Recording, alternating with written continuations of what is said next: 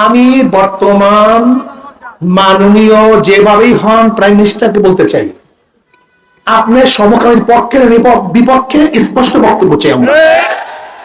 কথা, আপনার সমকামীর পক্ষে না বিপক্ষে স্পষ্ট বক্তব্য চাই। যদি আমি মনে করি যে এদেশের সমস্ত আইন যারা রচনা করে, আমি যদি মনে করি সব জাদুয়া মনে করছি, জানি আপনাদের শিক্ষা অনুযায়ী যদি শরীফ থেকে শরীফ হয়ে যেতে পারে, আমি যদি মনে করি সব জাদুয়ারা এই সমস্ত কাজ করে, তারা জাদুয়া হবে না কেন? মোহাম্মদ ফয়সাল করিম শাইখা চরমনাই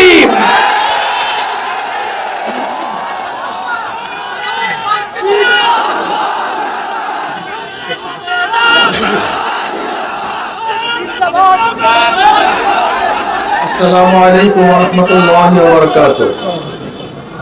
নাহমাদু ওয়া নুসাল্লি আলা রাসূলিল কারীম, আম্মা বা'দ। ফাউযু বিল্লাহি মিনাশ শাইতানির রাজীম। বিসমিল্লাহির রহমানির রহিম। ইকরা বিইসমি রাব্বিকাল্লাযী খালাক।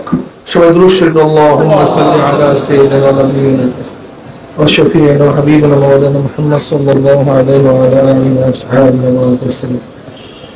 ইসলামী আন্দোলন বাংলাদেশ ঢাকা মহানগর শাখা কর্তৃক আয়োজিত আজকে প্রতিবাদ সম্মেলনের সম্মানিত সভাপতি, শ্রদ্ধাভাজন মহাসচিব সহ সর্বস্তরের ভাইয়েরা আমার, বক্তাদের বক্তব্যের মাধ্যমে আপনারা ইতিমধ্যে জেনেছেন আমরা কি বলতে চাই, এই জাতিকে আমরা কি মেসেজ দিতে চাই। আসলে মানুষের কোনো দাম নেই, অবয়বের কোনো দাম নেই। ইমাম গাজালি রাহমাতুল্লাহ আলাইহি বলেন, আল্লাহ পাক রব্বুল আলামিন তার কুদরতে তিন শ্রেণীর সৃষ্টি সৃষ্টি করেছেন: জানোয়ার, মানুষ, ফেরেশতা। আল্লাহ পাক জানোয়ারের মধ্যে প্রবৃত্তি দান করছেন, চাহিদা দান করছেন, আকল নেই, জ্ঞান নেই। আল্লাহ পাক ফেরেশতাদেরকে জ্ঞান দান করছেন, কিন্তু তাদের মধ্যে চাহিদা নেই। উভয় সমন্বয় মানুষ। আল্লাহ পাক তাদেরকে চাহিদাও দান করছেন, জ্ঞানও দান করছেন। যেরকম পশুর খাদ্যের চাহিদা আছে, কিন্তু কোনটা খাওয়া উচিত কোনটা খাওয়া উচিত না, এই বিবেক তাদের মধ্যে নেই। ফেরেশতাদের মধ্যে খাওয়ারই চাহিদা নেই, শুধু আছে বিবেক। কিন্তু আল্লাহ পাক মানুষ সৃষ্টি করেছেন যাদের মধ্যে খাওয়ারও চাহিদা আছে, বিবেক বুদ্ধিও আছে, এটা খাওয়া উচিত কি উচিত না। যৌন চাহিদা আছে, জানোয়ারের বিবেক নেই। এই রাস্তার মধ্যে, ঘাটের মধ্যে, এই বাজারের মধ্যে কি আমার মা না খালা না ফুফি, এই পার্থক্য করার ক্ষমতা জানোয়ারের নেই, কিন্তু শুধু যৌন চাহিদা আছে। কিন্তু মানুষের মধ্যে আল্লাহ পাক যৌন চাহিদা দিচ্ছেন, আবার বিবেকও দিয়েছেন। রাস্তার মধ্যে, ট্রেনের মধ্যে, বাসের মধ্যে, বাজারের মধ্যে উলঙ্গ অবস্থায় এই কাজ করা কি যাবে না কি যাবে না, এটা আমার মা না খালা না বউ নাকি আমার বোন, এই বিবেক আল্লাহ পাক মানুষের মধ্যে দিয়েছেন। কিন্তু জানোয়ারের মধ্যে বিবেক দেয় নাই, শুধু চাহিদা, বিবেক নেই। আর ফেরেশতাদের মধ্যে শুধু বিবেক, চাহিদা নেই, উভয় সমন্বয় মানুষ। এবার আসুন, যে মানুষটা তার চাহিদাকে বিবেক দ্বারা কন্ট্রোল করতে পারবে, সেই মানুষটা ফেরেশতাদের চেয়ে দামি হয়ে যাবে। আর যে মানুষটা তার চাহিদাকে, প্রবৃত্তিকে বিবেক দ্বারা, আকল দ্বারা, জ্ঞানের দ্বারা কন্ট্রোল করতে পারবে না, উলাইকা শাররুল বারিয়া, ওটা কুত্তা শিয়াল শুয়োরের চোখ খারাপ হয়ে যাবে। এর কোরআনের ভাষা, উলাইকা শাররুল বারিয়া, একদল মানুষ তো কুত্তা শিয়াল শুয়োরের চোখ খারাপ। হাদিসের মধ্যে আসছে, যখন তোমার লজ্জা চলে যায়, এখন তোমার যা মনে চায় তাই তুমি করো। এর জন্য দেখবেন আমাদের ছোট বাচ্চাদেরকে সপ্তম অষ্টম শ্রেণীর বইয়ের কাভারের মধ্যে যে মেয়েদের ছবিগুলো দেওয়া হয়, হাফ প্যান্ট পরা, আমাদের বাচ্চাদেরকে আজকে সহশিক্ষার মাধ্যমে, আজকে ব্যায়ামের মাধ্যমে, শরীর চর্চার মাধ্যমে, স্পোর্টসের মাধ্যমে প্রথমেই তাদের লজ্জা গুটিয়ে দেওয়ার ব্যবস্থা করা হয়েছে। এরপরে আসুন, একটা জাতির মেরুদণ্ড হল শিক্ষা। আপনি দেখুন আজকে ভারতের শিক্ষিতরা গোটা দুনিয়ার মধ্যে পারফরমেন্স কি দেখিয়েছে। তারা কোন অবস্থানে আছে। আপনি যান গোটা দুনিয়ার মধ্যে ঘুরুন, দেখবেন বড় বড় অফিসার গুলি কোথাও, বড় বড় কোম্পানির দায়িত্বে কে আছে, অমুক বিশাল এক কোম্পানি, বিশাল এক প্রতিষ্ঠান, তার দায়িত্বে কে আছে, দেখবেন সেই মাথায় বসে আছে ভারতের জনগণ। আর দেখবেন সুইপার, মেথর, রিক্সাওয়ালা, ঠেলাওয়ালা, ড্রেন সাফ করা, এই কাজগুলি করতেছে বাংলাদেশের মানুষ। আপনি ঘুরে দেখুন, একদিন এটা হয় নাই, এটা একদিন হয় নাই, এটা পরিকল্পিত ভাবে। দেখেন এই মানুষের অবয়বের কোনো দাম নেই, ব্রেনের দাম, বুদ্ধির দাম, জ্ঞানের দাম। আম্বেদকর ভারতের যে সংবিধান রচনা করছেন, সে দলিত বংশের, নিচু বংশের, কিন্তু ব্রেনকে কাজে লাগিয়েছে, সে বাবা আম্বেদকর হয়ে গেছে। ডক্টর আব্দুল কালাম, আসলে আবুল কালাম যে ভারতের প্রেসিডেন্ট, সে কি ছিল? তার বাবা তো মাঝি ছিল, কিন্তু ব্রেন থাকার কারণে সে ভারতের প্রেসিডেন্ট ডক্টর হয়ে গেছে। তিনি আণবিক বোমার প্রবক্তা হয়ে গেছেন। আসলে ব্রেনের দাম। কাজে এই ব্রেনকে যেন বাংলাদেশের মানুষ কাজে লাগাতে না পারে, সেই চক্রান্ত আদির থেকে চলতেছে, এখনো চলছে, ভবিষ্যতেও চলবে। আজকে বাংলাদেশের মানুষগুলির অবস্থা কি দেখেন, দেখেন শীত পড়তে পারে নাই, শীত এখনো পড়তে পারে নাই। এর মধ্যে কোনো কিছু বন্ধের আভাস না আসলেও শিক্ষা প্রতিষ্ঠান বন্ধ করতে হবে। আপনি চিন্তা করছেন? আপনি চিন্তা করছেন?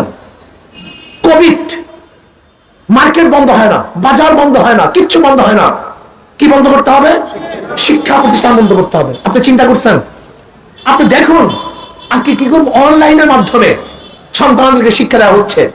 দেখবেন কলেজের মধ্যে, স্কুলের মধ্যে যদি কোনো প্রশ্ন করা হয়, তাহলে তুমি অনলাইনে দেখে নিও, তুমি ইন্টারনেট দেখে নিও। আপনি চিন্তা করতে পারছেন? আমার সামাজিক যে সমস্ত সামাজিক যারা কাজে ব্যস্ত, একটা বাচ্চাকে ইন্টারনেট, তাদেরকে অ্যান্ড্রয়েড সেট যদি হাতে তুলে দেওয়া হয়, আপনি বলুন ওকে জবে করার কোনো প্রয়োজন আছে?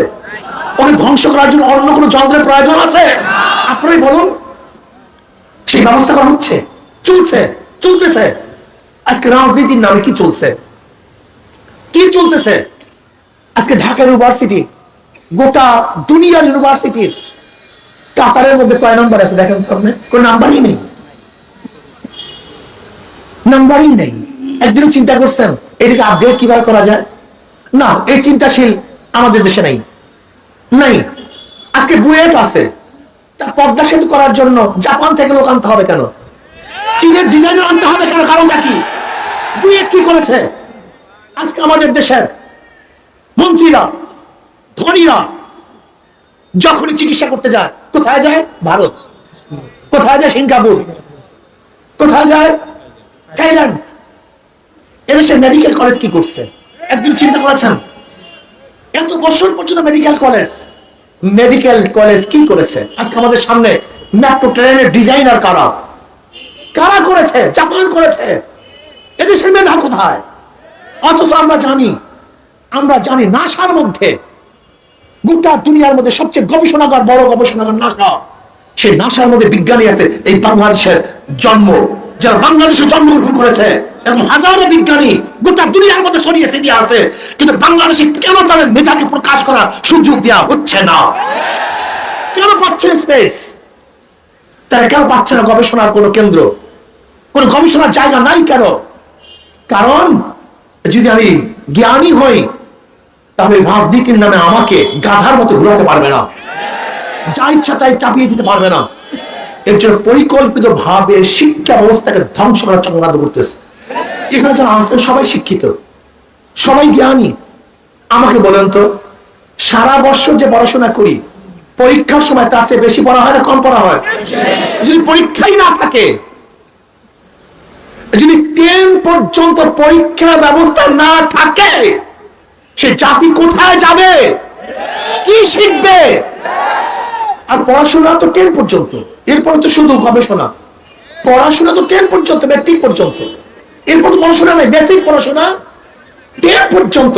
আপনি দেখেছেন এই 10 পর্যন্ত বাচ্চাদেরকে পরিকল্পিত ভাবে, মেয়েদেরকে পরিকল্পিত ভাবে যেন জ্ঞান অর্জন করতে না পারে, খেলা, ডান্স, অমুক, প্যাক প্যাক, ব্যাং ব্যাং, মাছ ধরা, পাক শিক্ষা, আলু ভর্তা শিক্ষা, বাস। আপনি চিন্তা করতে পারছেন? এদেশের মানুষগুলি সবকে বোকা হয়ে গেছে, সবকে ধ্বংস হয়ে গেছে। আমি চিন্তাও করতে পারি না কোন দেশে আছে, কি করতেছি। এরপর আসেন এই দীপমণি, এই মহিলাকে কোথা থেকে ভারত আবিষ্কার করছে। আমার নতুন আর এক শিক্ষামন্ত্রী নিয়ে আসছে, ইসকনের সদস্য নফেল, কোথা থেকে ভারত আবিষ্কার করে। আমরা কি স্বাধীন? আমরা কি স্বাধীনতা অর্জন করেছি এত রক্তের বিনিময়ে? আমরা কি স্বাধীনতা অর্জন করেছিলাম দিল্লির গোলামি করার জন্য, ওদের পাও চাটার জন্য, ওদের প্রেসক্রিপশন বাস্তবায়ন করার জন্য? লজ্জা লাগে না আমরা স্বাধীন এই কথা বলতে? কয়েকদিন আগে বর্ডারের মধ্যে আমাদের বিজিবি একজন সদস্যকে 22 তারিখ হত্যা করা হয়েছে। এদের সরকার আছে? আমাকে বলুন, আমার সাংবাদিক বন্ধুরা, এদের সরকার আছে? পারলে তোরা সিনের দিকে একটা গুলি ছাড়, একটা গুলি ছাড় সিনের দিকে পারলে। জনগণ মারার দরকার নাই, জনগণ, চীনের জনগণ মারার দরকার নাই। যদি ভারতের শক্তি থাকে তুমি চীনের দিকে একটা গুলি ছড়ো। পাকিস্তানের জনগণ মারার দরকার নাই, পারলে সেদিকে গুলি ছড়ো। যদি পাকিস্তানের একজন নাগরিককে মারা হয়, ওরা প্রতিশোধ হিসেবে 10 জনকে মেরে ফেলে। যদি চীনের দিকে গুলি ছড়ে, তার পরিবর্তে ভূখণ্ডকে দখল করে নেয়। আর বাংলাদেশ স্বাধীন নাকি? এদেশের মানুষদেরকে তো মারি। আর এখন বিজিবি সদস্যকে মেরেছে, বিজিবি সদস্যরা কোথায়? হ্যাঁ, ওরা কোথায়? ওদের শুধু একটা পোশাক আছে, ওদের শুধু একটা বুট জুতা আছে, ওদের কাছে একটা রাইফেল আছে, ওদের ভিতরে মানুষত্ব নাই, রক্ত নাই, ওদের হিম্মত সাহস নাই। সব ধ্বংস হয়ে ফেলছে, সব শেষ হয়ে গেছে। আপনারা দেখেছেন যে মিয়ানমার আমাদের দেশের সীমা বারবার বারবার বারবার অতিক্রম করে তারা হেলিকপ্টার বিমান নিয়ে এসছে। বাংলাদেশে বলার কোনো কিছু নেই। তুমি কি করো? ওই মেট্রো রেল খাও, চাবাই চাবাই খাও, এটা তুমি পদ্মা সেতু ভেঙে ভেঙে খাও, জমনে খাওয়া খাও, তুমি ট্যানেলে চলো। কি আজীব এক দেশ। যদি বুক ফুলে হাঁটতেই না পারি, যদি সত্য কথা বলতেই না পারি, প্রতিবাদ করতে না পারি, তোর মারা যাওয়া উচিত, তোর বেঁচে থাকা উচিত নয়। মৃত্যুবরণ করা উচিত। বেঁচে কি লাভ কি? মুদ্রার মতো যেরকম মৃত্যুদেহ, সে কথা বলতে পারে না, প্রতিবাদ করতে পারে না, তার উপরে যা ইচ্ছা তাই করা হয়। আজকে তুমি একটা মৃত্যুদেহের মতো, তোমাকে গুলি করবে, তোমাকে মারবে, আর তুমি কথা বলতে পারবে না। ফেলে দাও তোমার রাইফেল, রাইফেলের দরকার নাই। এদেশের জনগণ যেরকম পাকিস্তানের থেকে এই দেশকে উদ্ধার করেছে, রক্ষা করেছে, স্বাধীন করেছে, এই দেশের সীমানা পাহারা বাংলাদেশের জনগণ দিবে ইনশাআল্লাহ। তোমার দরকার নাই। বাংলাদেশের জনগণ সীমানা পাহারা দিবে। আজকে ট্রেন জান্নার নামে যে শয়তান নিয়ে এসছে, একবার নিয়ে আসছে বান্দর বানাইবে সবাইকে। সবাই বান্দরের জাত, সবাই বান্দর, বাস। সবাই শিম্পাঞ্জি। এই শিক্ষা ব্যবস্থা একবার চালু করছে। আবার এখন কি, যদি তুমি মনে করো আমি মহিলা, বাস আমি মহিলা, তুমি ছেলে আমি ছেলে, বাস। কোথাকার পাগলের গোষ্ঠী। আমি বর্তমান মাননীয় যেভাবেই হন প্রাইম মিনিস্টারকে বলতে চাই, আপনার সমকামীর পক্ষে বিপক্ষে স্পষ্ট বক্তব্য চাই আমরা। কথা, আপনার সমকামীর পক্ষে না বিপক্ষে স্পষ্ট বক্তব্য চাই। যদি আমি মনে করি যে এদেশের সমস্ত আইন যারা রচনা করে, আমি যদি মনে করি সব জাগুয়া, সব জাগুয়া আমি মনে করছি, যাই আপনাদের শিক্ষা অনুযায়ী যদি শরীফ থেকে শরীফ হয়ে যেতে পারে, তা আমি যদি মনে করি সব জাগুয়ারা এই সমস্ত কাজ করে, তারা জাগুয়া হবে না কেন? সব অবৈধ এই কাজ করে, তা হবে না কেন অবৈধ? আমাকে বলুন। যদি মনে করলে সব হয়ে যায়, আমি যদি মনে করি যে অমুক মন্ত্রীরাও অবৈধ, এরাও ভিন্ন পথে আসছে, ভিন্ন পথে জন্মগ্রহণ করছে, তাহলে হবে না কেন? পাগলামি তো সীমা থাকা চাই। এটা কোন পাগলামি? অলাও ফরজা ধরে নেন সাংবাদিক বন্ধুরা, বাংলাদেশে আইন পাশ করলাম, বিবাহ বন্ধন সব উচ্ছেদ করলাম, ধরে নেন নাই, সব সমকামী, মহিলা মহিলা পুরুষ পুরুষ, কোন বিবাহ বন্ধন নাই। আচ্ছা বলেন তো, এই দুনিয়া থাকবে? প্রজন্ম হবে কিভাবে? আমাকে বলুন। আপনাদেরকে মানলাম, ধরে নেন ইসলাম পড়ে, ধর্ম পড়ে, আপনাদের আইন থেকে মেনে নিলাম, সবাই 100% বাংলাদেশের মানুষ আপনাদের আইন অনুযায়ী তার কার্যক্রম শুরু করছে। এরপরে প্রজন্ম কি হবে? এই দেশের কি হবে? আপনি চিন্তা করতে পারছেন? এটা আইন হয়? একটা হলো একটা মানুষ গুনার মধ্যে লিপ্ত হয়, খারাপ কাজে লিপ্ত, সেটা ভিন্ন কথা, সেটা ভিন্ন কথা। দুনিয়ার আবহমান কাল থেকে খারাপের মধ্যে লিপ্ত হবে, তার বিচারও আছে, আইন আছে। কিন্তু খারাপকে, অবৈধকে আইনে রূপ দিয়া এই জানোয়ারের চেয়ে খারাপ, এর চেয়ে বড় খারাপ আর কিছু হতে পারে না। মানুষ ঋণা বিবেচনায় লিপ্ত হয়, অপকর্মে লিপ্ত হয়, সমকামীতে লিপ্ত হয়, হতে পারে, হয়, কিন্তু অবৈধ, অবৈধ, অবৈধই। অবৈধকে বৈধতা দেওয়া যায় না। অবৈধতাকে বৈধতা ওই ব্যক্তি দেয় যার ব্রেন বলতে আর কিচ্ছু থাকে না, পুরো পচন ধরে। কাজে এটা আমরা মানতে পারি না। আর ব্র্যাকের কথা বলবো, ব্র্যাক, তুমি এনজিও, বাংলাদেশের মানুষের পয়সা দিয়া তুমি এর বিরুদ্ধে করার কারণে চাকরিচ্যুত করবা না, হবে না ইনশাআল্লাহ। যদি আসিফ স্যারকে ব্র্যাক থেকে চাকরিচ্যুত করা হয়, আমরা সবাই ব্র্যাকের গেটে অবস্থান করব। আমি করবো, আপনারা করবেন কিনা আমি জানি না, আমি ইনশাআল্লাহ অবস্থান করব, দেখব কিভাবে চাকরিচ্যুত করা হয়, ওই ব্র্যাকের গেটে অবস্থান করব। এরপরেও যদি ব্র্যাক আমাদের কথা মানতে বাধ্য না হয়, তাহলে বাংলাদেশের জনগণ ব্র্যাকের প্রত্যেক ইটকে খুলে ফেলবে ইনশাআল্লাহ, প্রত্যেক ইটকে খুলে ফেলবে। ব্র্যাকের প্রতিষ্ঠানগুলি আপনার যা আছে, যেগুলি আছে, এগুলি বর্জন করা উচিত। শুনলাম নাকি ইন্ডিপেন্ডেন্ট ইউনিভার্সিটির সরওয়ার স্যারকেও চাকরিচ্যুত করার চক্রান্ত করতেছ, বাংলাদেশে হবে না। এর জন্য আমি প্রাইম মিনিস্টারের হস্তক্ষেপ কামনা করছি। আপনি কি সমকামীর পক্ষে না বিপক্ষে? স্পষ্ট জাতি জানতে চায়। আর আমরাও বর্তমান শিক্ষামন্ত্রীকে বলবো, এদেশ স্বাধীন হওয়ার পর থেকে আজ পর্যন্ত শিক্ষা কারিকুলামের মধ্যে মুসলিমের ইতিহাস ছিল, আবু বকরের ইতিহাস ছিল, ওমরের ইতিহাস ছিল, ডক্টর শহীদুল্লাহর হাজারো গল্প ছিল, মুসলমানদের হাজারো কবিতা ছিল। ইতিহাসগুলি মুসলমানদের সেই হারানো দিনগুলি আবার স্মরণ করিয়ে দিত। আজকে কি হচ্ছে? মুসলমান ইতিহাসকে বিলীন করা হচ্ছে। কারণ ওরা জানে এদেশের কাঁটা তারের বেড়াই কিন্তু সীমান্ত এরিয়া নয়। এদেশের বড় সীমান্ত হলো মুসলমান এবং গায়রা মুসলমান। এদেশের মুসলমানদেরকে যদি নষ্ট করা যায়, তাহলে কাঁটা তারের বেড়া, এই সীমানা থাকবে না। এপার বাংলা ওপার বাংলা এক হও, এই স্লোগান বাস্তবায়ন হবে। আমরা ইনশাআল্লাহ শপথ গ্রহণ করতেছি, জীবন যাক আর থাক, বাংলাদেশে একজন মানুষ জিন্দা থাকতেও এপার বাংলা ওপার বাংলা এক হতে দেয়া যাবে না। এপার বাংলার ওপার বাংলার স্লোগান তো এখনো এক আছে।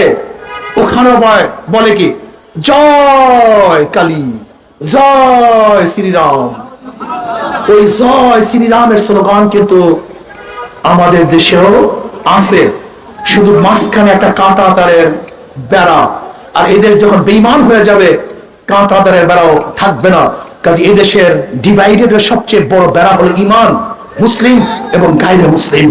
কাজে মুসলিম যে উৎখাত করার যে ষড়যন্ত্র চলতেছে, এই ষড়যন্ত্র বাস্তবায়ন করতে দেব না। আসুন আমরা সব ঐক্যবদ্ধ ভাবে সামান্য স্বার্থকে জলাঞ্জলি দিয়ে দেশ এবং মানবতা ইসলামকে রক্ষা করার জন্য, স্বার্থকে রক্ষা করার জন্য ইনশাআল্লাহ যখন ডাক দেওয়া হবে আমরা ঝাঁপিয়ে পড়বো। আল্লাহ আমাকে এবং আমাদের সবাইকে এই আন্দোলনে শরীক হওয়ার তৌফিক দান।